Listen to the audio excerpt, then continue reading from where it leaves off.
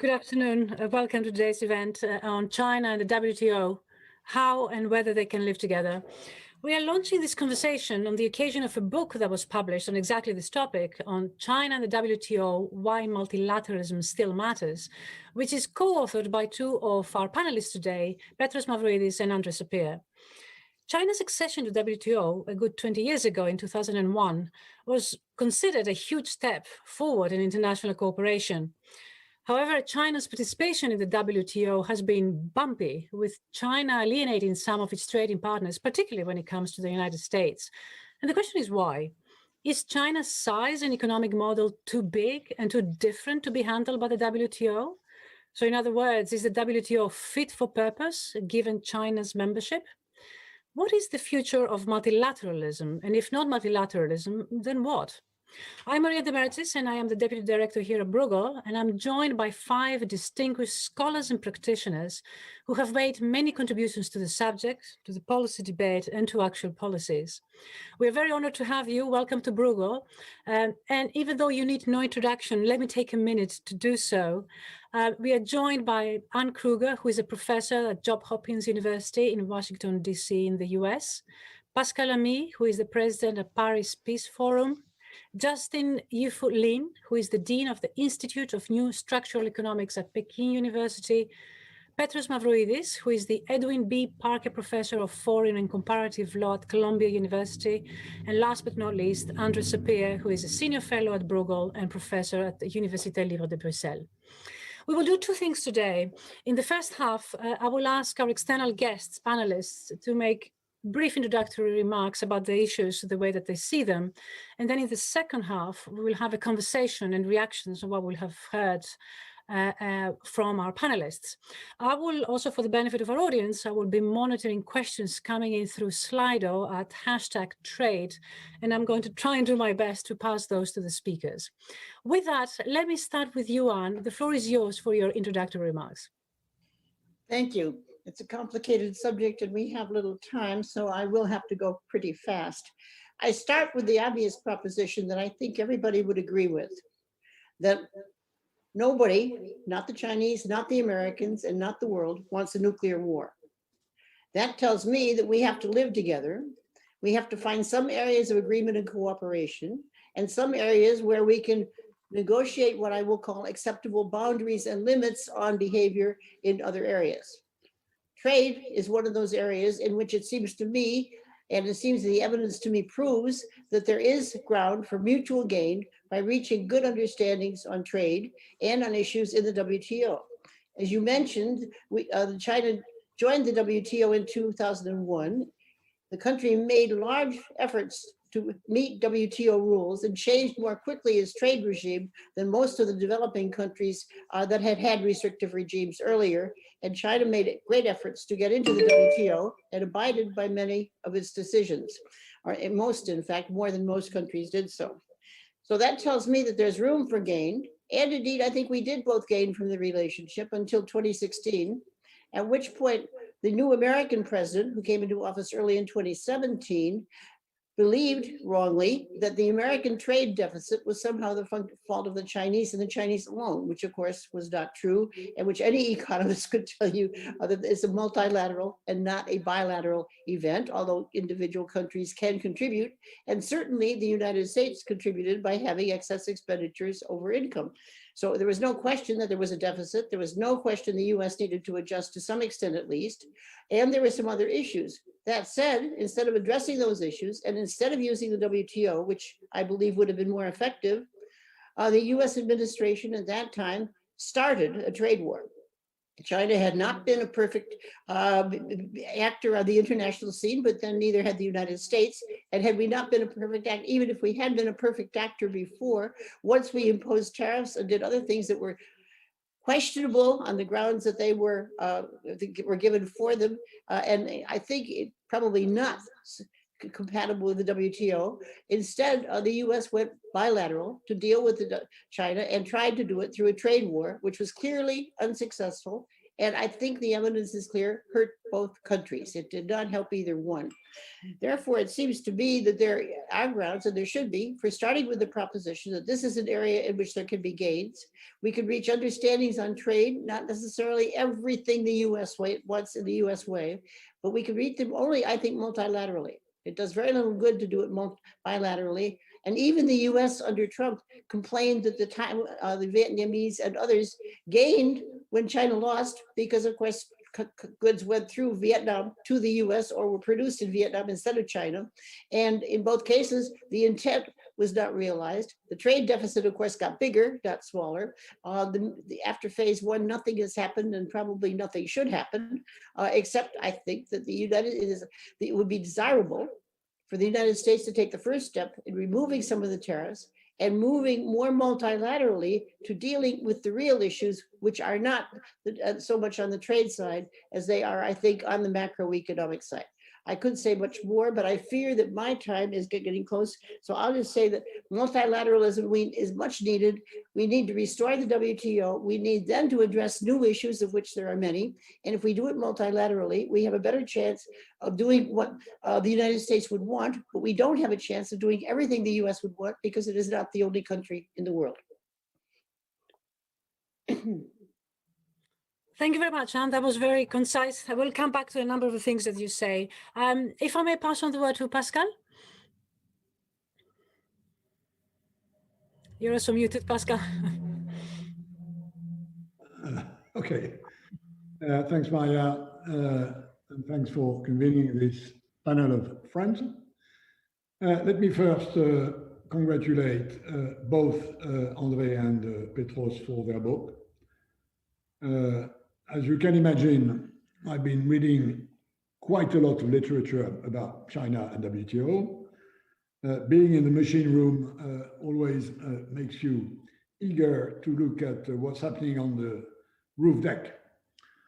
And they've crafted, I think, a very good piece, which I would only rank together with a recent piece by Yening Tan, who also, I think, is as near to the truth as I saw it from the machine room as the book by Petros and André. Three few categories of points.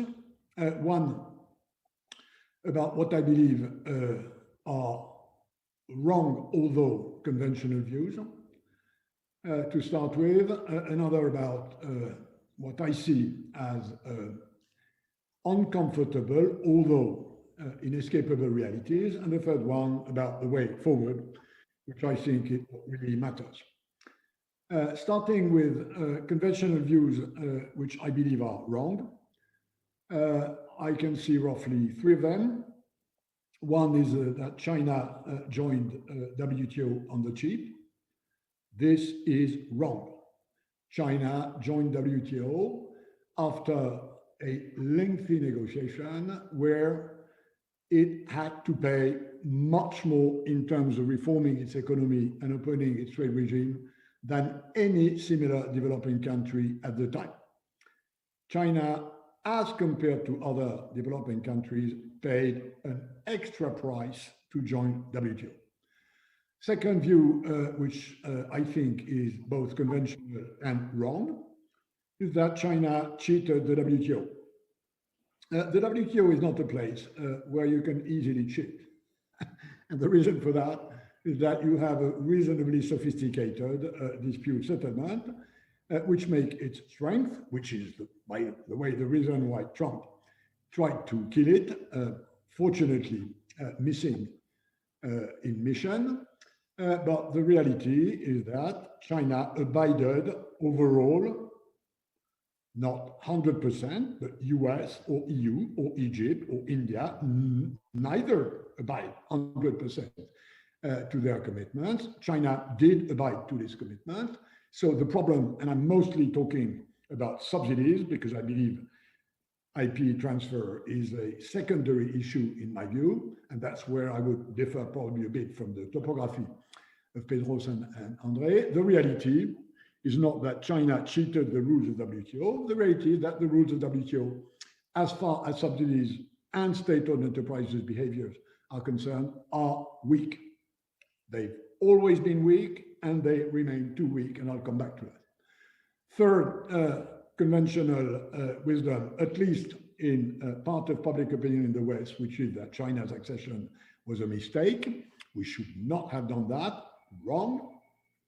I'm not going to expand on this. We all look at numbers. Look at the Chinese foreign surplus at the time when it joined, roughly 10% of the GNP. Look at where it is now, roughly 0% of GNP. This is the evidence by numbers that it was a win-win game. And if somebody gained trade-wise, it's probably not China, although it dynamized enormously its economy. So let's get rid of wrong issues. Let's look at a few realities, which I believe are realities, which are inescapable. The first one is that in terms of analytics, China changed course since it joined WTO. The life of China in WTO was the first 10 years of slow, painful convergence, the notion being that although it was slow, it would be pursued. The second 10 years were a story of divergence. And what made a difference was the 2008 crisis, when the Chinese regime had to leverage its SOE system to repump its economy. And they did it big way, as we all know. And the second was the coming into power of Xi Jinping, whose view about what's good and bad for China, both in terms of politics and economic, is profoundly different from his predecessors. Most of his predecessors believe, although they wouldn't say it this way, that the success of China was a mix of Chinese characteristic with a clever blend of Western ideas. Xi Jinping sees it the other way around. The success of China is due to the Communist Party, and the least we can take from the West, the better it will be. This is a big change, and it has happened. The second reality, which I need to recall, because it's not very often said, is that the West looked elsewhere about China's SOEs and their importance. We did not look at that seriously when we negotiated China's entry in WTO. We were sort of focused on market access and IP regime change, which were two big things.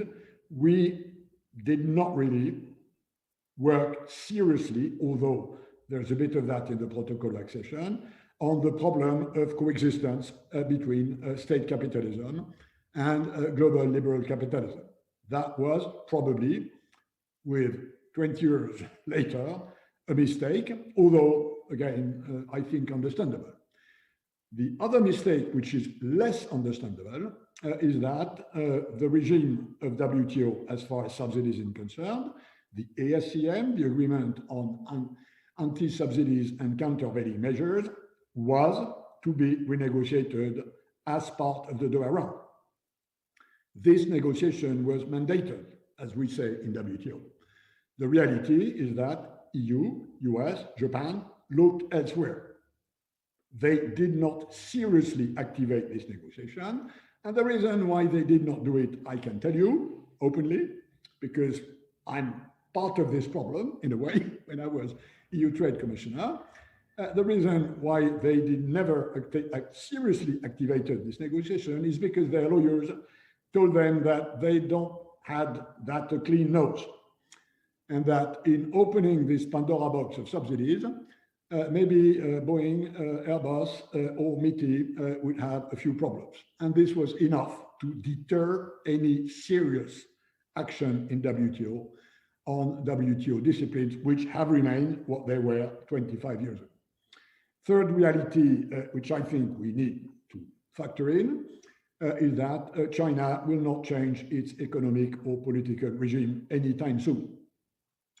So stop, if that's the case, believing that we, non-Chinese, can arm twist China into privatizing its SOEs short term. This will not happen.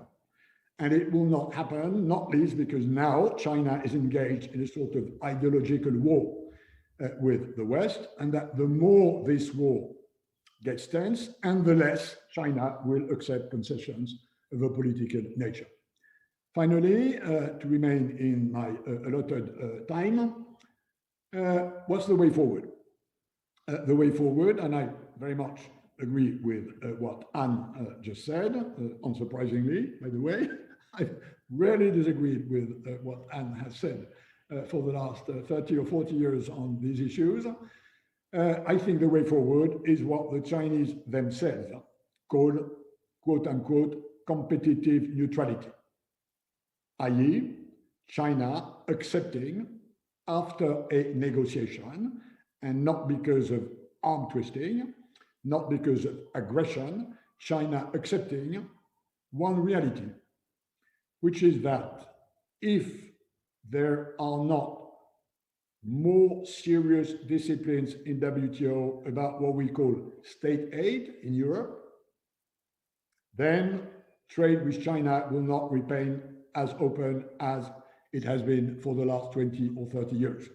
This is, I'm afraid, a reality which still needs to sink into the brains of the Chinese leadership. There are many ways to move China more into the tent of global level playing field trade regime, but China will have to accept more disciplines in this area, not in the name of getting rid of SOEs, but in making sure that competing with SOEs is roughly the same as competing with private companies. Ask the French and the Germans who discussed that in the 50s when before the common market was created, and you get a sense of what should and can be done. If you want to look at the detail of this, look at the book, which I think provides for a number of solutions. Look also at a recent policy paper by Michele Ruta and a few others, the trade economist team in the World Bank, who looks at how bilateral or regional trade agreements have been dealing with SOEs. TTPP, USMCA, US, Singapore, Canada, Panama, EU, Colombia, Peru are inspirations for where to go if you want to ensure more competitive neutrality. And I will conclude in the same vein as Anne, again, sorry about that, which is that decoupling is the wrong strategy. And I'm making here a political point, which I think economists might agree or disagree with. My political point is very simple. Many of us believe China is a problem. As we say in Europe, a partner, a competitor, an adversary in some areas. Whatever the proportion of this, we believe is the case, a problem with China will be more difficult to solve with a deglobalized China than with a globalized China. So I believe decoupling, and this is where Trump did a huge strategic mistake for the world, decoupling is not the way to go. And the more you believe you have a problem with China, the less you should decouple China. Thanks for your attention. Thank you very much, Pascal. That was very clear. Thank you for your very clear recommendations. May I move to Justin? Justin. Well, thank you very much for this opportunity to express some of my ideas in this important panel. And like my previous speakers, first, I'd like to congratulate the publication of this important book, timely, and to find a solution for one of the most challenging issues in the world today. And I also concur with the main thrust of the book. That is, the importance to have a commitment to multilateralism when we're dealing with trade issues, including the trade issue with China. And I also concur the ideas there may be a need for reform WTO. But when we reform WTO, we should not single out China. We should reform the WTO in a spirit to deal with some kind of common issue that China, as well as other countries, may encounter, may involve. And with this agreement, I also like to highlight some of the difference when I see the book. The book extensively discussed two issues. One is SOEs. The other one is forced technological transfer. And implicitly also discuss one issue, is that the so-called liberal economic system. And China is not a legal, liberal economic system like in other countries. And this is implicit in the argument of the book. For the first two issues, from the facts and from the economic reasoning I understand, I see things somewhat different. For example, the book assumes there are substantial protection and subsidies to SOEs and creating some kind of unfair treatment when Chinese firms, SOEs, compete with the foreign firms. I admit, in the early stage of the transition from the planned economy to market economy in the 1980s, 1990s, SOEs received substantial protection and subsidies. And the main reason for protection and subsidy was because SOEs are mostly in very capital-intensive sectors, which China did not have competitive advantages. Without protection and subsidies, those SOEs will go bankrupt, just like in Eastern European countries or homogeneous unions. And to maintain economic stability, Chinese government adopted some kind of dual track approach. For the old SOEs continues to receive protection and subsidies, and China liberalized the new sectors which are consistent with China's comparative advantages, the more labor-intensive sectors. But now with almost 40 years, situation changed a lot. First, the share of SOEs in Chinese economy reduced from about 80% in the early 1980s down to now only 25% of Chinese economy. And secondly, the competitive advantages in China change a lot. Currently, most SOEs are in capital-intensive sectors, but in fact, those kind of sectors are consistent with Chinese competitive advantages. And currently, I classify the SOEs into three categories. One is in the competitive sectors. The other one is in the natural monopoly sectors, like power, telecommunication. The third one is in some kind of security-related sectors, like national security. They are very capital intensive. They are very, technological advanced. For these three types of SOEs, the first one, in the competitive sectors, I did not see the protection and subsidy to them. Actually, they already treat in this kind of neutrality, ownership neutrality. And they are competing with domestic private firms, certainly also competing with the foreign firms. They have level playing fields. If they do well, they can expand. But if they do not do well, they can go bankrupt. They can be acquired by the Chinese firm or foreign firms. And for the second category, in the natural monopoly, certainly market entry is restricted, like in any other country. Like if you want to enter into their power telecommunication, you need to have special concessions. And secondly, they are highly regulated because they have a natural monopoly. And the most important job for the government is to prevent them to use the monopoly position to grasp large monopoly rate. And from the empirical evidence and the theoretical argument, I do not see private sectors will be easier to regulate than the sector, operate by the public, because the incentive for rent seeking actually is smaller for the public sectors. And for the third one, in the security related, they are very capital intensive, too far advanced. China does not have competitive advantages, but like in any other country, they need to be subsidized. And no matter they are owned by the state or owned by the private sectors, they will receive subsidies and protection from the state. Like in Europe, mostly state-owned. Like in the US, mostly the privately owned. But the treatment is the same. And actually, as my argument also goes, if they have a soft budget constraints, actually, the state ownership is easier to contain the soft budget constraint than the private-owned companies. So that's the reality from what I see.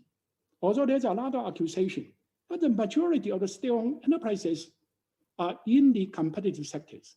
They have a level playing field. And yes, there are a small number of SOEs. They are treated differently, but like any other country, they are treated differently. So it's no exception to China. The second one is about forced technology transfers. And for that, actually, I do not buy the argument at all. Because the foreign direct investment to China is a voluntarily profit-oriented, motivated decision. And they come to China for two purposes. One is to use China as a production base to export their product to the global markets.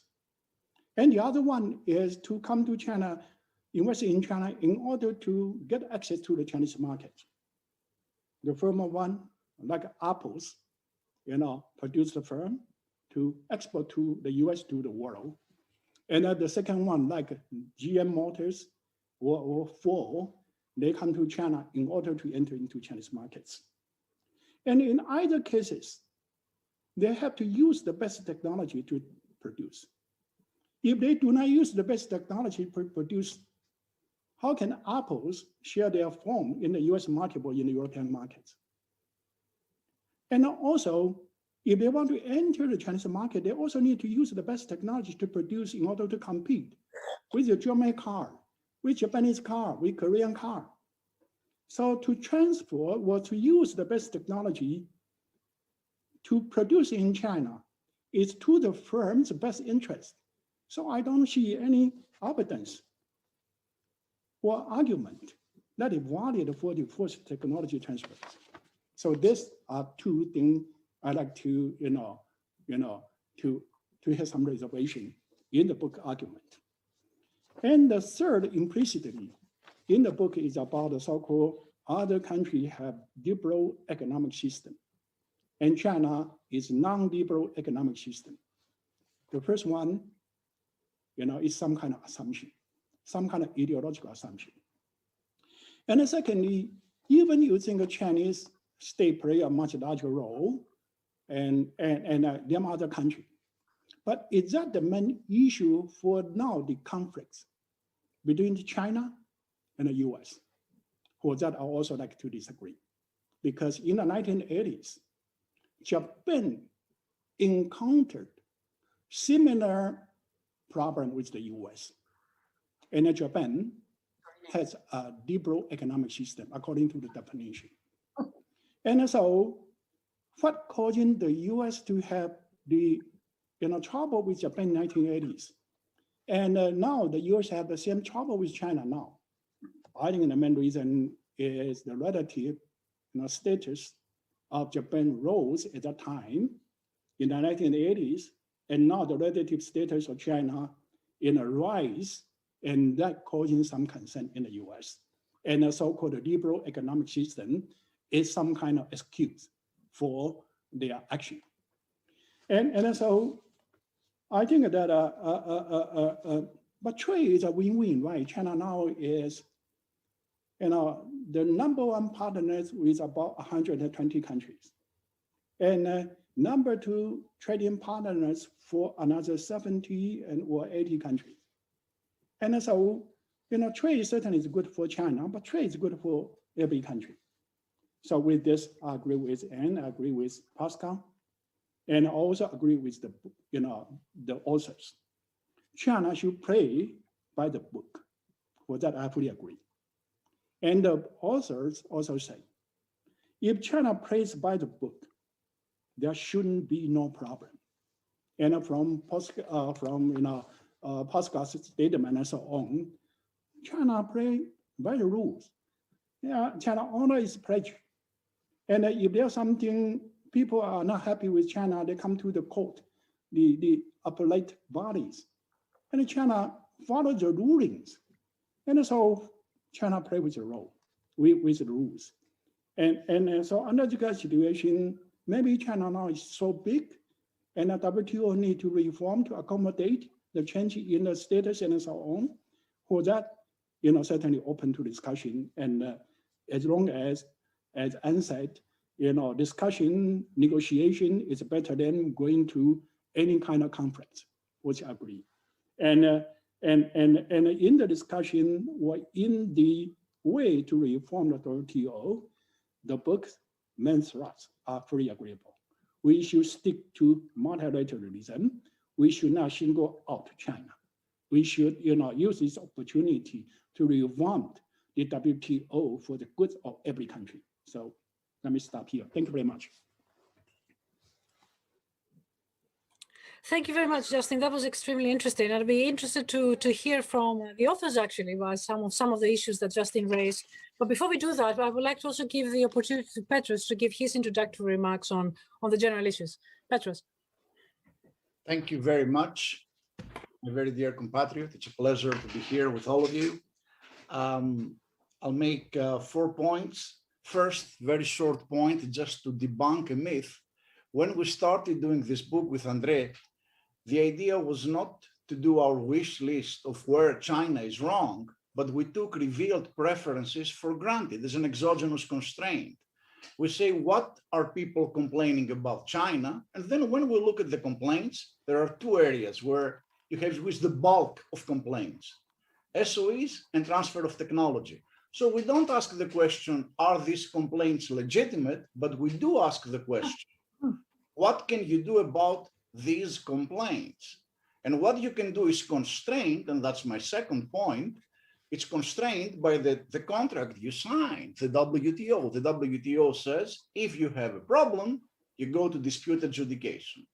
So we look into law plus case law, and we look at the outcome to see how much you can do with respect to transfer of technology and with respect to SOEs. When it comes to transfer of technology, there's not much you can do because this is private behavior and the WTO constrains only state behavior.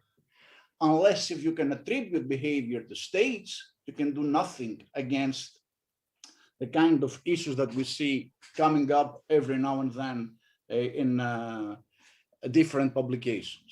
When it comes to SOEs, once again, our response is a little bit more mitigated, but again, this is not because of China. Case law had managed to eviscerate a lot of the bite of the existing disciplines before even China joined the WTO. For some reason, the appellate body had confused price discrimination and non-discrimination, and they saw no room for being non-discriminatory MFN while you price discriminate. And this is the biggest problem. So if the discipline of state trading enterprises became quasi-meaningless, China might have profited, but China did not cause this case law. So against this background, we don't want to go back and say, point at fingers and say, why did you, since these are concerns from the 90s, why didn't you do a better job? No, we don't care about it. Actually, it's irrelevant even if we see some room in the argument there was more prognosis than diagnosis. We accept also the institutional constraint. A protocol of accession is not a Christmas tree. You cannot ask from China to do things that nobody else has done. I mean, you cannot ask in a protocol of accession from China to open up its investment. There is no investment discipline in the WTO in the first place. What will the benchmark be? So with all of this, instead of looking back, we look forward and we say, okay, since you have those two constraints, and since you cannot do much within the WTO, what is at offer? What have people suggested? And we see in the antipodes, if you wish, two responses. The first, do nothing. Do nothing means you perpetuate the problem forever. I mean, their worries will continue to be worries. We don't have time to discuss if it is historically correct or not. This is besides the point for now. The second is go unilateral. Anne Kruger spoke first. Pascal Lamy made the same point. Chinese can absorb this type of policies anyway, not to mention that, quite frankly, the outcome is dubious consistency. Take phase one, it's managed trade. It goes against the most basic notion of MFN. So tariffs don't work against China, and the agreement is dubious. I mean, you cannot go ahead and defend it. So in our world, the best way forward is to sit down and discuss those issues in the WTO. Now, why in the WTO, people will say, if it is a China-specific? Because we don't believe it's a China-specific story. That's why. I mean, the point made by Pascal especially, that the regime on subsidies is totally outdated, is a very valid point. I'll make two last points here, very brief, and I'll stop. The first is, why is it outdated? I mean, just think of the green subsidies. Think of what the world went through since 1995. Financial crisis. You can take a lot of TARP in the US, a lot of European subsidies, and kill them in the WTO because they violate the agreement, even though neither the US nor the EU wanted to protect in the classic sense of the term. They were addressing a financial crisis. Why is this the case? Well, because non-actionable subsidies, there's no room for them in the WTO anymore. This is not a China story, it's a WTO story. And the second, which is becoming a huge problem nowadays, is for some reason, the subsidies agreement, which was, we have no time to discuss it in detail, looks into the world of the 80s. Maybe it happened in the wrong point in time before we saw the emergence of global value chains as we now know them. But corporate links transcend national frontiers. And we cannot live in a world where we believe that national frontiers are the perfect benchmark to discuss who subsidizes who. No, this is not the world we live in. Only for these two reasons, we need to renegotiate the agreement on subsidies. Ideally, we suggest in our book in the WTO, because this type of disciplines cannot be just bilateral disciplines between the 2 or 3 or 4 big states. Furthermore, there's a positive externality here in the sense that this will revamp a little bit the moribund legislative function of the WTO. And with this, I'll stop.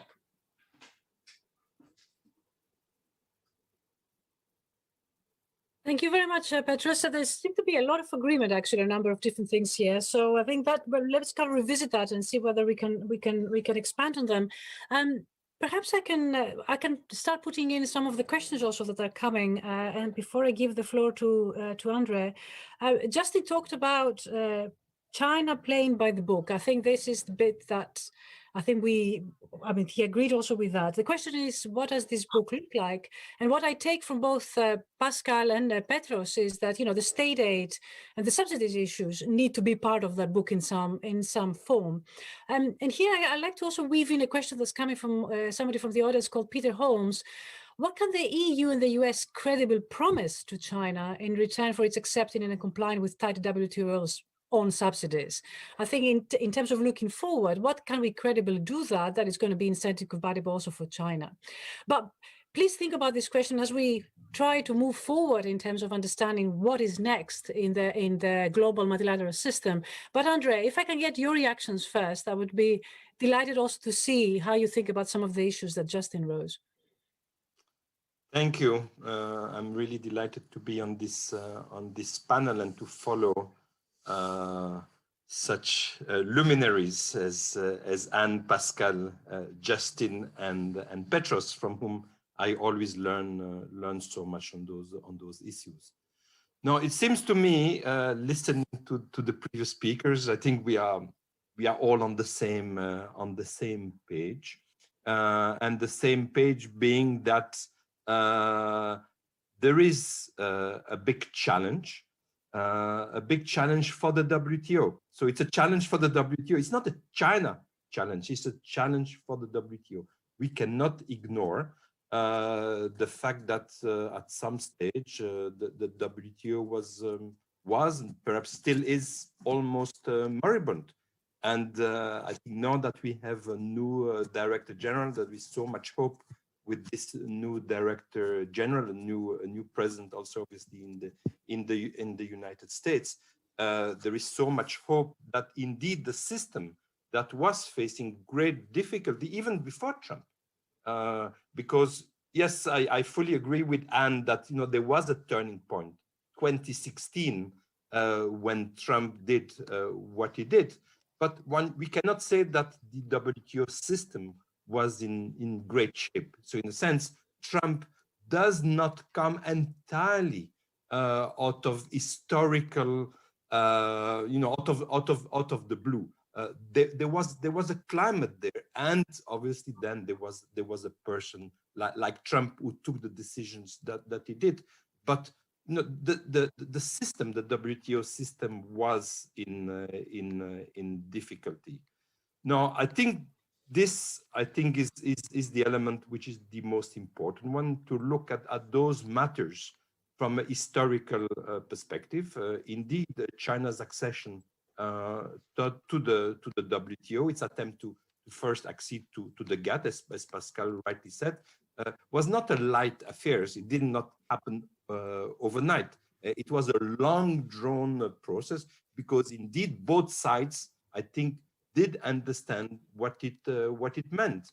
I think that perhaps after that, both sides did not themselves fully realize what were the implications once China had acceded to the WTO, and a number of other countries also had acceded to the WTO. So it's China acceded at the time where the emerging countries, of which China is by far the biggest, were playing a far bigger role in the system than they used to. The old Quad, when the EU, Canada, the US, and Japan were writing the rules of the system and presenting to the others as a fait accompli, that I think was over just about at the time when China entered into the WTO. So we were in a different historical perspective with different kind of issues. And yes, Justin, I fully agree with you. And, we spent a lot of time in this, and we were very intrigued by the relationship between the US and China in comparison to the earlier relationship between US and Japan. That was very acrimonious. China Inc. Comes only after Japan Inc., right? And today we all have a free trade agreement with Japan, and Japan is our best friend. But 30 years ago, it was very, very, very different. We had a very tense relationship, and especially the US had a very tense relationship. So yes, drawing lessons from the past, how the system dealt and how Japan itself dealt with the system. It's not just how we dealt with Japan, is how Japan dealt with us, all within the GATT system. I think that brings a lot of lessons also for how the system and China and all of us can deal with the issues. But I think it's fair to say that for a number of reasons, including obviously the financial crisis, then the COVID crisis, some of the simmering problems, some of the simmering challenges were, again, to the system, were not addressed properly. So I'm delighted that all the speakers said that the only way to move forward is, as Pascal said, is not decoupling. Decoupling is part of the problem, not part of the solution. But I think we have to be frank that saying that the multilateral approach is the solution does not say exactly how we move forward. It's a concept, and I think it's a very important concept. It's a political concept. We believe that multilateralism is the way to approach difficult potential conflicts rather than adding to the conflict. So how do we go back really to the table in Geneva? What is an agenda for WTO reform, and how to bring about that agenda? And that indeed that agenda cannot be the West agenda being presented to China and China being asked to sign on the dotted line. This will not happen. That is very, very obvious. So I think we need to hear from China, which I think values, and I think all the speeches that come from China do indicate that China does value the system. I don't think only from a mercantilist, and there's nothing wrong to value the system from a mercantilist viewpoint, but I don't think that China only values the system from a mercantilist viewpoint. I think it also values it from a peaceful cooperation viewpoint. So I think we all need to come forward, China included, about what is our agenda for WTO reform. I think now is not the time to be shy. It's the time to put forward proposals on the table and to start discussing this. Just one last point at this stage. The CAI agreement between the EU and China, the investment agreement. Petros reminded us that the WTO is not an investment agreement, apart from obviously services, but in manufacturing, there's no coverage of investment in the WTO. So as we all know, in December, China and the EU signed a bilateral agreement, the Comprehensive Agreement on Investment. I myself, and Pascal knows it very well, I've never been a big supporter of bilateral or regional trade agreements. I always worried that they would undermine ultimately the multilateral system. However, I do agree that we need to look at the bilateral agreement or regional agreement from the viewpoint ultimately of the WTO, of the multilateral system. Do they have do they contain elements that may in fact reinforce the system rather than weaken it? My sense is that the CAI agreement, whether it will ever be ratified or not, due to the current sort of political situation, we shall see. But I think the CAI agreement between the EU and China does contain a lot of interesting stuff. And I think what was nice there is that this is an agreement between a Western country, the EU, a Western bloc, the EU, and China. It is not like the TPP, in a sense, an agreement between a number of, let's say, Western countries that then we hoped would influence China's behavior by seeing that maybe it's being a bit cornered. Here, I think we have in the CAI agreement a lot of elements to which China and the EU agreed upon, and I think indeed seen as potentially bringing forward some of those issues, whether it's on technology transfer, whether it is on state-owned enterprises that could ultimately be incorporated into the WTO. So I think, to me, it was an interesting step forward in the thinking, again, regardless of whether the agreement will ever be ratified. It showed that it is possible, and this is what is needed, to sit together with China and to come to a common view about some of those issues. Let me stop here. Thank you very much, Andre. A couple of points that I would like to come back to perhaps in a minute, but I would like to come back to Anne, if you have any immediate reactions to what have been said around the table, and in particular with this issue of how not to decouple.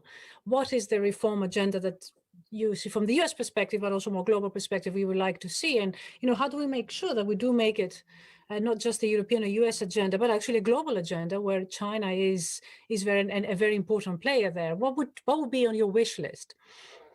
Well, let me start by saying something before that I think is important in understanding what's feasible. And that is that one of the ways in which the Trump administration did so much damage was, in my view, to poison the minds of many Americans toward China unjustifiably. Now, Americans, when asked, do you believe international trade is a good thing? The polls showed about 70 to 75% say yes. Do you believe that China trades fairly? The polls say that the majority say no. And that has to be addressed, I think, to some extent. But I think right now, to some extent, it limits how much President Biden can do. He has not removed the tariffs on steel, which will be invoked in the ridiculous name of national security. He has not done anything to sort of get out of phase one or rejoin the TPP, nor has he done much yet. He's done some things. He did agree to a new director general of the WTO, which was important.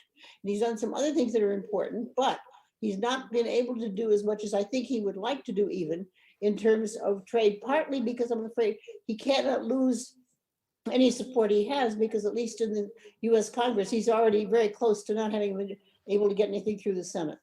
Now that constrains the US at the moment, and I think it's important first in restoring the WTO to push for things like getting judges appointed to the dispute settlement mechanism. It is certainly not perfect. It certainly may need reform, but it's better than not having anything, which is what we have right now, except when countries have agreed among themselves to do the same thing.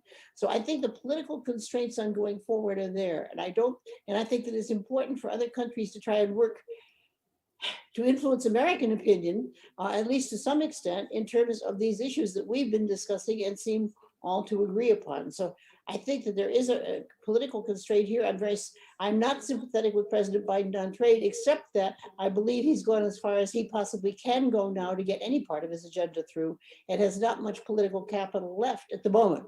And I hope that we can work on ways to improve and increase his political capital to address some of the trade issues more forcefully and more constructively than has happened so far. I had one reaction to Justin Lin, however, in which I will quarrel with him. He talked about everybody wants the latest technology. It's only natural for Chinese to want it too. That, of course, is true. On the other hand, it's also true that individual companies work hard to make sure that their technology is not stolen by other companies and other products. And it seems to me that some regime that can do better on that regard might be useful, not necessarily because there's so much more theft. I have no doubt the Americans try to steal Chinese secrets too. But on the other hand, to get more belief on the part of Americans that there's not the quote unfairness there more than there in fact is. I'm sure there's some on both sides, but I'm also sure it's largely overblown, and that there should be ways to do something to address that. Certainly getting the dispute settlement mechanism going is a first step. A second step, it seems to me, is to agree on some kind of feasible agenda for reform and not try and get wish list of everything, because that will never work. And perhaps discussions among subgroups, including on the one hand, the United EU and the UK and Australia, New Zealand, US, Canada, etc., and discussions with China and so on to try and get a feasible agenda where progress could be made, is almost more important at this stage than what indeed that agenda should be.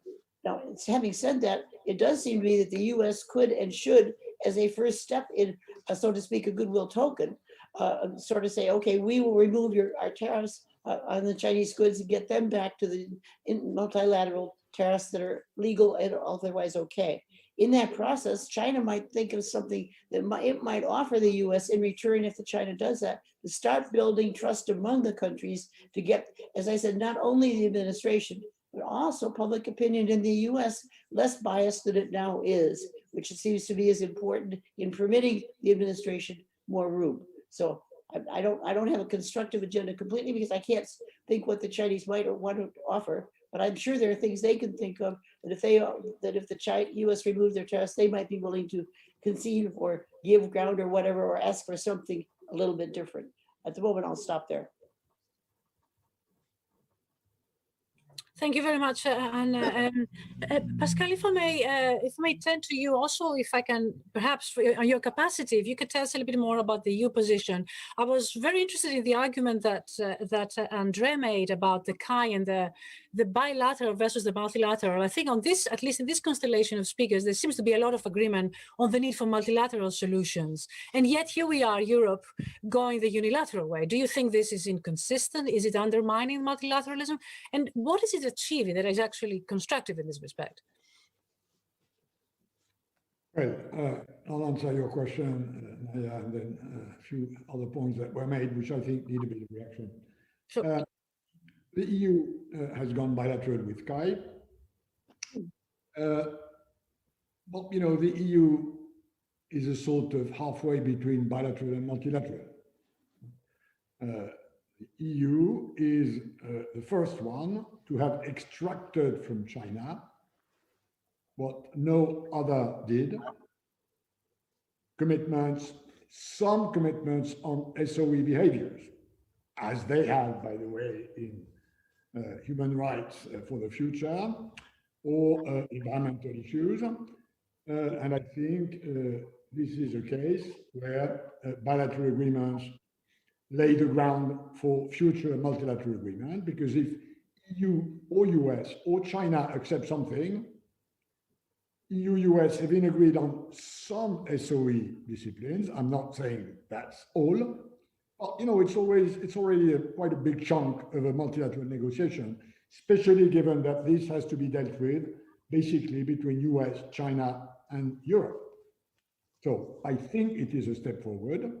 Whether it will be ratified or not, we don't know. Likely not anytime soon, given what's happening with the Uyghurs or in Hong Kong, but that's another story. And on this, I've always had a different position than André, as I have by a lot of trade academics who believe that bilateral and regional are to the detriment of multilateral. I don't agree with that.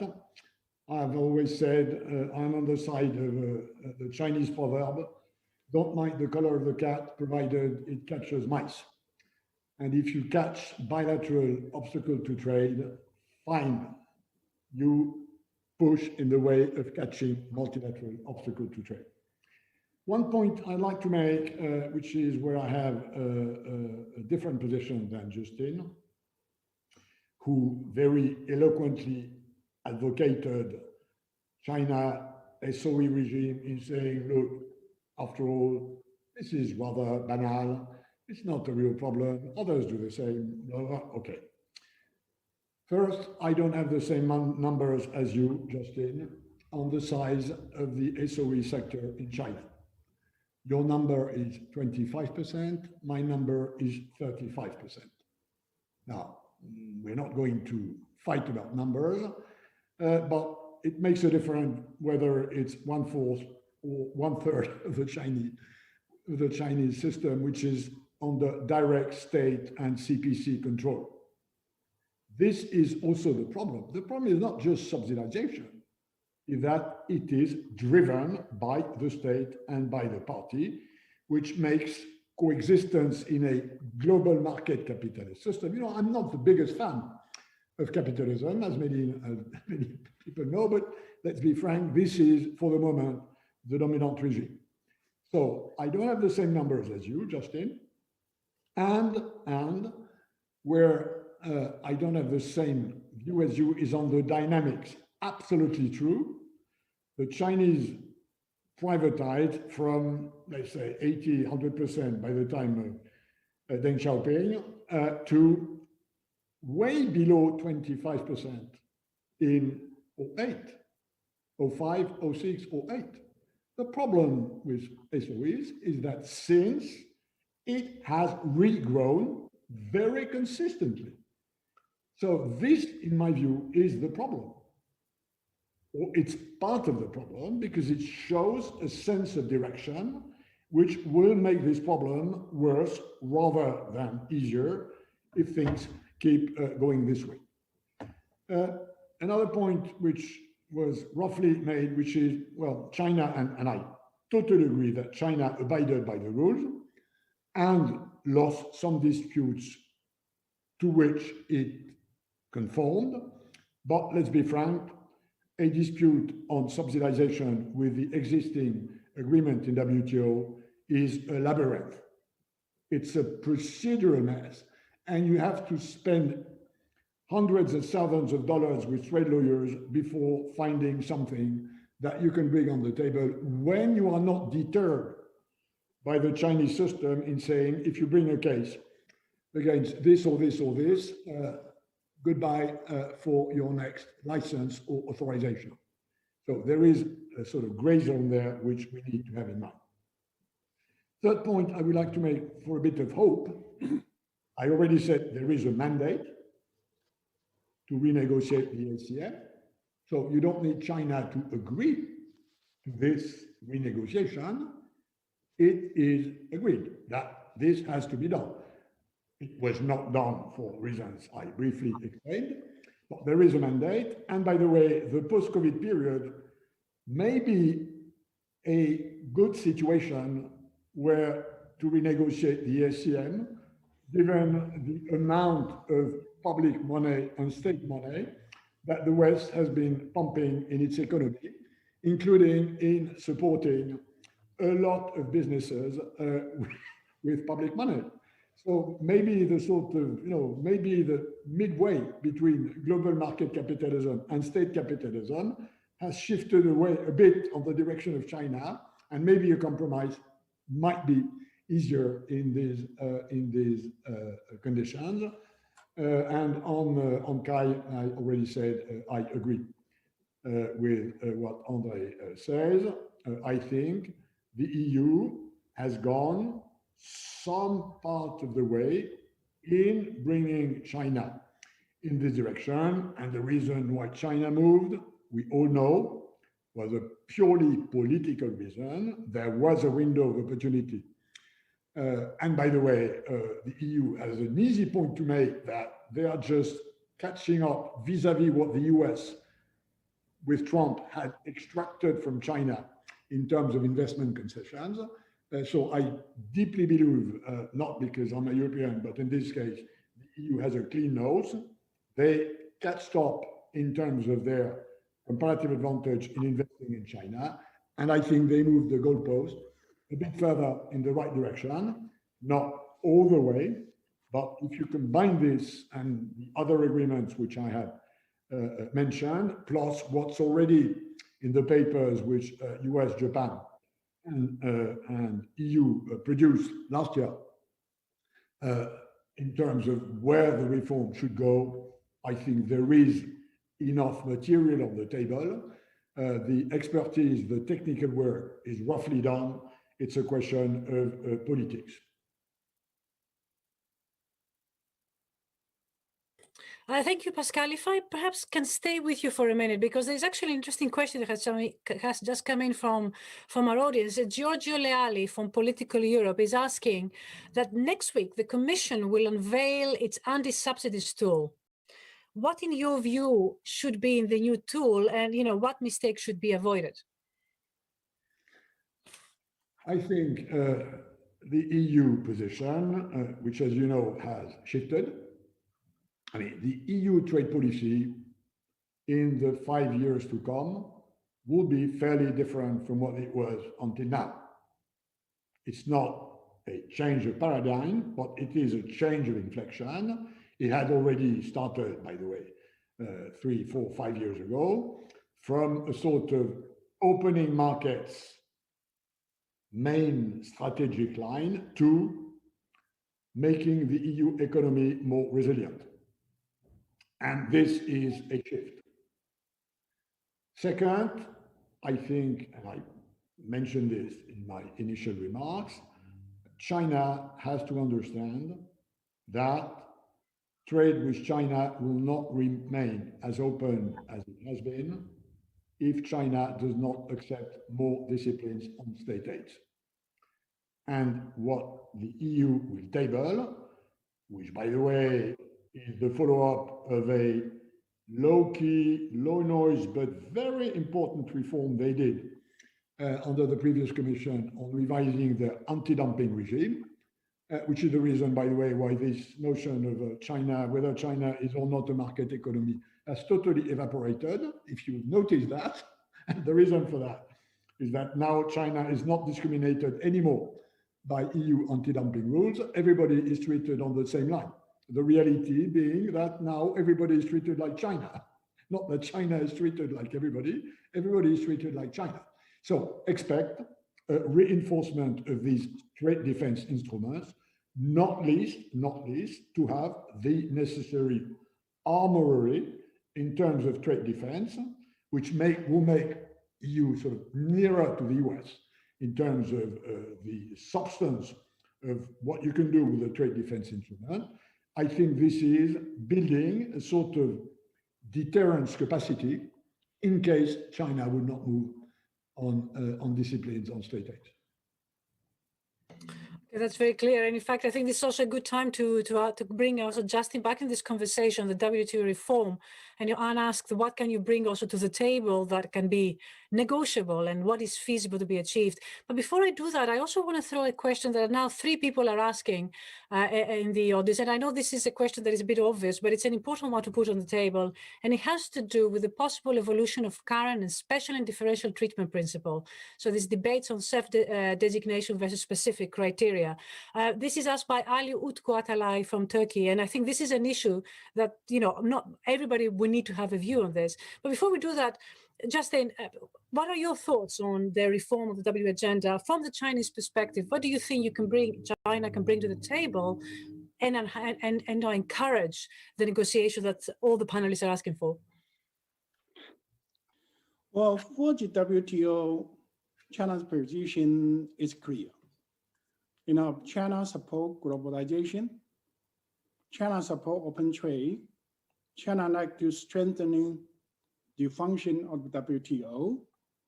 And if there's some kind of revampment, certainly we need to discuss in a multilateral ways and in a fair situation.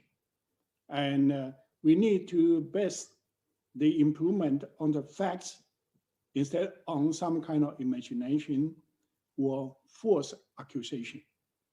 And as there are some areas China need to improve, China is open-minded for the improvement. But from what I see, a lot of the accusation on China are not facts-based. Based on maybe some individual cases and they're committed by some private companies, but not by the state policies. For example, I'd like to respond to Anne's question about the protection of the intellectual property right. Certainly, if you bring the best technology to China, some private firm may infringe on their property right. That kind of cases may open. Just like if you go to the US, you do see Samsung sue Apple for violation of intellectual property right. Certainly, Apple may also sue Samsung for intellectual property right violation. And you can see this kind of situation in China. And that's often mentioned as China try to steal the technology or intellectual property right. But China have an intellectual property right court. And if you look into the rulings of the court, for example, from the 2008 and 2018, the foreign companies sue Chinese companies for the violation of the intellectual property right. 84% that are foreign firms won the cases. Only 16% that Chinese firm successfully defend. So under the kind of situation, there's no systematic policy for China to steal the technology. And this kind of situation is continuing. For example, 2019, 100% cases, foreign firms won their positions. So for that, there's some kind of accusation Chinese government may behind the scene to encourage Chinese firm to steal technology. That's not facts. And so that's one example. And regarding the percentage of the SOEs, it varied. Sometimes 30%, a little bit more, sometimes 30%, a little bit less. Pascal is right. In the last few years, the percentage of the state-owned firm increased. But we need to know, during the past, 5 years, we have some kind of recessions. And so the Chinese government certainly, like, other government use the counter-cyclical interventions. And then when you do the counter-cyclical intervention, a lot of the investment is infrastructure. And infrastructure was carried out mostly by the state-owned companies because they are large, they are good at that kind of sectors. And so Nicholas Lardy wrote a book about the state strikes backs. Yes, it was a fact that SOE production in the Chinese GDP increase, but that was a result of the counter-cyclical interventions. And it's not an intended policy to increase the weight of SOE in China. So that's my response to Pascal. Yes, you are right. In the last few years, SOE has been increased from the lowest 25% now up to maybe 30% or a little bit about or something less. So overall, I think that as I said at the beginning, I fully support the main thrust of this book. Multilateralism is the way to handle the trade issues, and WTO need to have some kind of reform, and this reform should also based on the issue that are common to every country. And also my positions are based on the facts instead of some kind of false accusation. Thank you very much, Justin. But if I may, I think this argument that Pascal raised about, there will be no global trade or trade if the issue of the state aid is not addressed. What kind of things do you think can help move this discussion forward? Well, here that, as I said, China is open to the position. The President Xi Jinping spoke at the, Davos about going back to the globalization and go against the protectionism. If we have this kind of consensus, certainly we have the platform to discuss the, further improvement of the WTO. And certainly also like to see the appellation and appellate body will be revived. Currently, they stopped working. So if we have complaint about China, we have no place to, to really bring the case, right? So those are things we need to do the first. Thank you. That's very clear. Petrus, if we come to you and on this reform agenda of WTO, what kind of things, and given also what you said in the book, what kind of things would you like to change in order to protect multilateralism?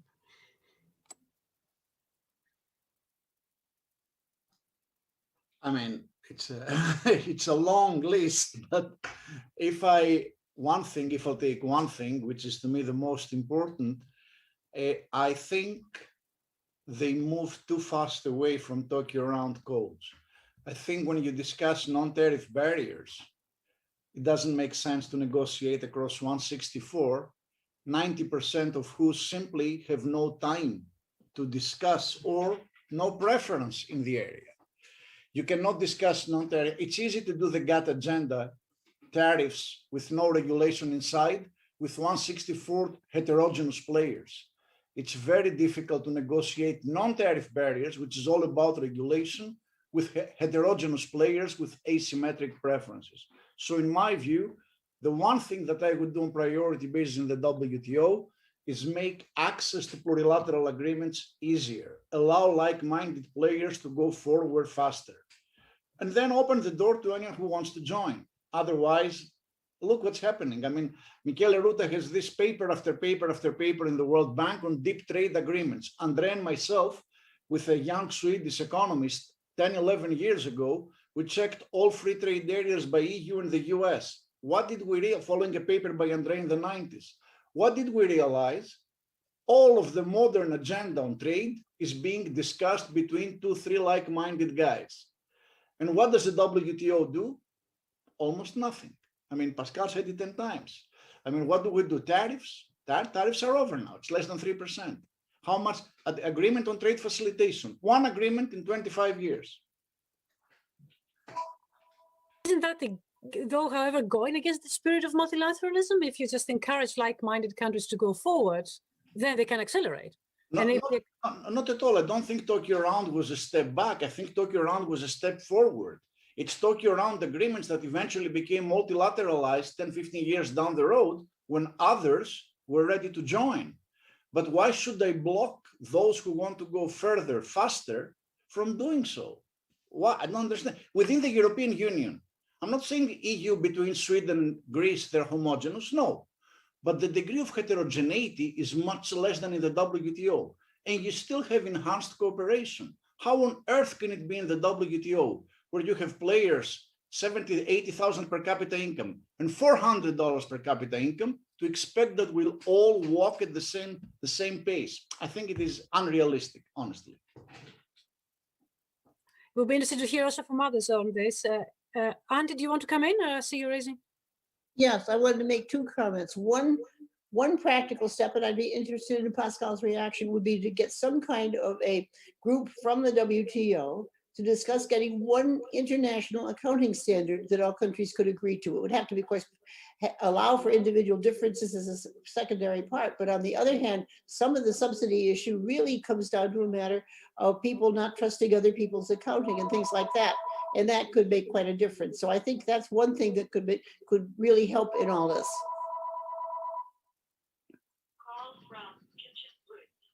Pascal, did you want to react to this? No, I basically agree with what was said. And I see that the discussion is moving to a wider angle, which is WTO reform, which, as Petros says, would necessitate a one-week webinar under your clever and kind guidance, Marianne. Let me put what Petros said in a, let's say, more sort of caricatured way. And many of you have already heard me saying this in recent years. I think the WTO agenda, I think WTO has three problems. China, and we've discussed this. Second, precaution. And third, the way it works. So we've already dealt with one of these problems. The second problem I have, which I think the WTO has globally, is that it's too much focused on protection and not much on precaution. Protection on protectionism, which is when you protect your businesses from foreign competition, which I think is not the problem anymore, at least not the biggest problem. The biggest problem is on the side of what governments do, not to protect their businesses from foreign competition, but in protecting their people from risks, starting with the environment, with health, with safety. This is where the trade scene is more and more fragmented. And WTO, together with others, and this is a problem of concept of the multilateral trading system, needs to refocus a part of its expertise, attention, although precaution, to the difference of protection, there are two big differences between protection and precaution. A, you cannot negotiate precaution, whereas you can negotiate protection. B, forget S&D in precaution, whereas it was one of the major benefits of the way protection was reduced. You could do that in a different geometry. The point being that you can't do that with precaution. If I administer a pesticide residue for flowers at my border, I won't make a difference between Rwandan borders, Costa Rican borders, and Israel flowers. So this, in my view, is the real problem to come, and not much of that has been discussed so far. And the third problem, and you already also heard me say this, is that you really have to rebalance the governance of WTO, which is too much member-driven. The WTO should be more secretariat/DG-driven. Not that members should not take decisions, but there are plenty of modern international organizations where the experts are allowed to identify problems, to table proposals, to table solutions. This is still forbidden in the WTO, which in this respect, I'm maintaining remains a medieval organization. Thank you very much, Pascal. That's clear. Andre, I would really like to hear whether you agree with this. Look, I think that the discussion about, I want to pick on the last point, the member-driven organization.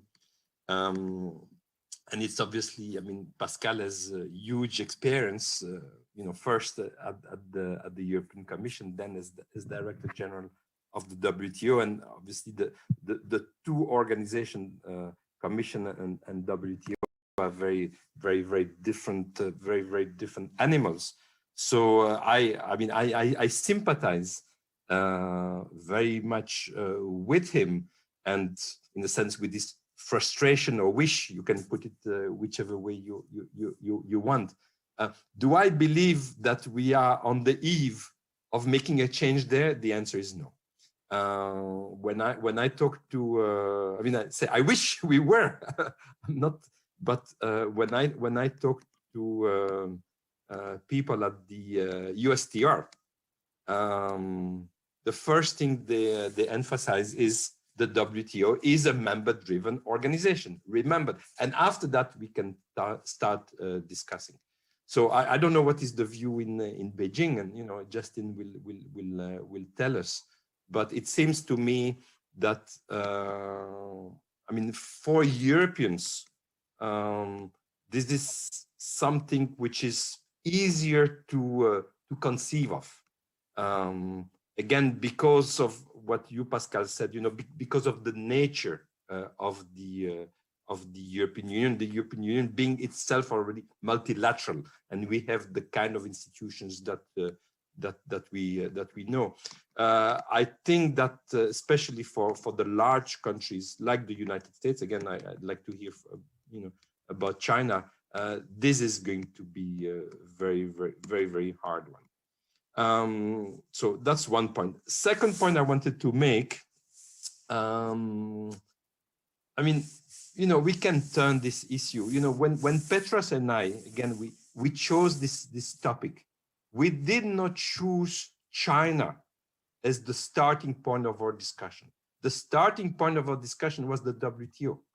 Where are the problems with the WTO? We were sort of, you know, grappling with, gosh, we are big fans of the WTO. We know from a historical perspective what the multilateral system has done, and we know what is the fragility, and try to identify what we understood to be the big issue. And for us, the big issue was China and the WTO. But it was from the perspective of the WTO. It was not from the perspective of China. You know, what is the problem for the system? I think one cannot ignore the fact that China, and I think it's obviously a fantastic progress, and much of the credit goes to China. But China has become now, at least in trade in goods, the #1 trader in the world. No, that does give China responsibility for the system. I think that's a fact. A system cannot function without China playing a bigger role. So it's not the issue of China playing a smaller role and China, you know, being relegated to the history and to its position earlier. No, I think we all have to understand that China has become what it has become and will become even a bigger player in the years to come. And I think also we cannot be blind to the fact that the rapidity at which China has entered or has grown into the system was going to create a huge problem. Again, go back in history and look at, you know, a situation of this sort, whether it's at the beginning of the 20th century with Germany and Japan entering into the system vis-a-vis some of the previous players. That kind of issue, and I'm not even talking sort of Cold War, I'm talking simply from economic interests. The rapidity of China's growth and the size of China was going to be hugely problematic in the sense of it was going to, you know, it was going to create huge frictions. So this being said, the only way to deal with those frictions is precisely to have a WTO, a multilateral trading system, to deal with this. And that's why I think, again, Pascal is, so right to say decoupling is not the solution. It's adding to the problem. So this is the issue that the world is finding itself into. How to go into this transition. And after China, there will be others. India, obviously, will soon be a huge player, much bigger than it is at the moment. And a number of those issues of sort of the newer players vis-a-vis the older players, how they can live with one another, so that indeed what Anne said at the start, we get the mutual gains from trade rather than the fights with one another. And that can really get into very big issue from an economic and soon from a political or military. I think that responsibility is the responsibility that is with all of us, certainly with the European Union, certainly with the US, certainly with China, that are roughly of the same size. But I think we all need to step up to the plate, as Americans said in good baseball language. Thank you, Andre. Anne, please. Very quickly, I think I disagree with Andre on something which is very rare, but in this case, I do think that this function of the WTO in Geneva has to be strengthened. The WTO historically under GATT was a secretariat. I had hopes when it became the WTO that it would become, in that sense, more like the IMF and World Bank in governance. I don't mean in behavior, but in governance. In governance, all countries have representation, but they get into groups and they have votes. So their votes are proportional to a number of things, but based on population, based on real GDP, based on trade. Such a formula or something like it needs to be developed for the WTO. I agree that it's fine to have unanimity, but the problem with unanimity is that you've got 164 is it now countries, whatever it is, it's a large number, and it's too much to expect unanimity on everything. There can be agreements on the side and all that, but better to have something like an executive board that represents all the members with, say, in Africa, 3 or 4 representatives, and with China having the same number or something like that, which much more correctly reflects the relative importance and power. It seems to be ridiculous to give the same veto power to a very small country in the world, such as I don't know, let's take Luxembourg, as we do to China. It's ridiculous. And meanwhile, there's no way, I think, but to strengthen the Secretariat, to make it more like the staff of the other international organizations, where the staff can bring forward proposals, but they have to be brought to the executive board, even in the work plan stage and later on, and countries can express their views. They're not silenced, but they don't have, you cannot give every country a veto. And I think that's important. Thank you very much. And I'm aware of the time. We have only 2 minutes left, but I would like to finish with posing a very simple question to you. You have been all very clear that you wanted multilateral solutions to this. You wanted everybody to step up to take more responsibility. What do you think is going to happen? Not what do you think ought to happen, what do you think is going to happen? Will we be able to have, let's say, 10 years from now, 15 years from now, more open trade that we all know is beneficial, well, subject to some distributional issues, or do you think we will not be able to resolve this, and then therefore the world is going to deglobalize? I know you agree that you don't want this to happen, but how do you see the dynamics evolving, given also that you all have views on the speed of change, and you have made these points? And I would like to start backwards. Andre, you go first this time. You want me? Are you asking me? Okay. I couldn't hear you. Very quickly, I think that we may see in the short run, not very much improvement. I think we'll see a little bit with a new Director General, with a new administration in Washington. We'll certainly see a stop to the deterioration. I hope we will see some other things. Even if we don't in the short run, I still think that the open trading system is so beneficial for countries that some countries will retain it. And if they do and others don't, the ones that do will perform better economically, politically, and otherwise, and other countries will eventually recognize their mistakes. So I'm not necessarily optimistic in the 2 to 3 or 4 year term, but I'm very optimistic 10 to 15 years out. Great, that's actually very clear. Thank you. Andre?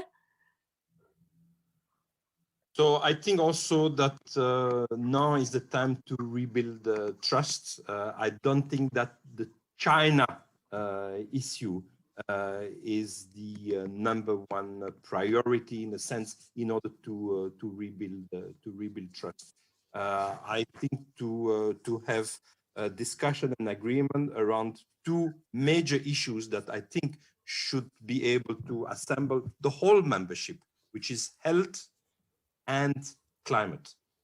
That's personally what I would encourage the Director General of the WTO to make progress on this, and then at the same time and on the sideline discuss the other issues that we have been discussing. But I would not at all start with that.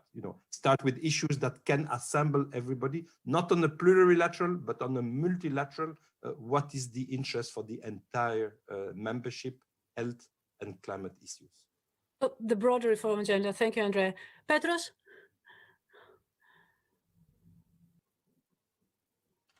I always mute because you said we should mute. I'm the only one who takes you seriously. I think, I agree with Andrea in the sense that I think picking winners makes good sense. But I also think that unless we solve immediately the dispute settlement function, I simply cannot see what the WTO can do if we continue with the system we have nowadays. To me, dispute settlement is a priority, along with the winners that Andrea mentioned. And do you think we will solve it in the next 10 years?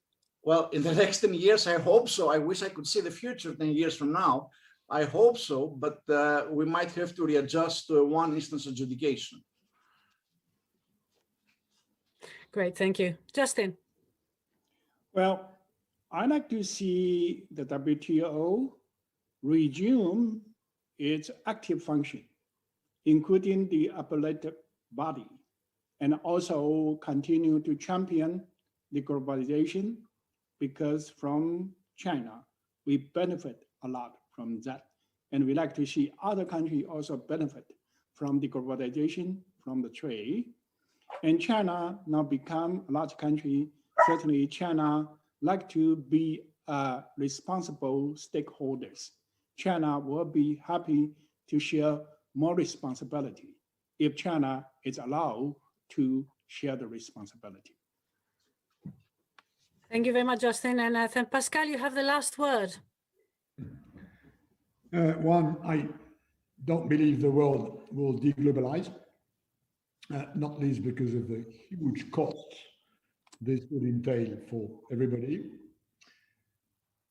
Second, I believe it depends on China whether or not China will deglobalize. There is a strong tendency in the Chinese system, which has been reinforced by stupid Trump, to autarky. And I think this is dangerous, but it is something which exists within the Chinese system. There is a very strong political autarky pro-nationalist camp, and I'm not sure where the balance will go. And third, on this issue of SOEs and disciplines, we, the G20, should ask the DG of WTO to table a proposal in order to reform the agreement on subsidies and countervailing measures. I was asked by the G20 when I was DG to set up a monitoring radar screen exercise. Nobody wanted that in the WTO because it is member driven. In that case, it was G20 driven, so it can happen. So the G20 should ask the new DG of WTO, who has, I think, more problems than her predecessor to ruffle a few feathers. I think she should be asked to table a proposal. Thank you very much for these final words, Pascal. And I'm aware that we have exceeded our time, and apologies for that. Thank you very much for joining us this afternoon. I certainly have learned a lot from your wise words, and thank you for coming and sharing this with us.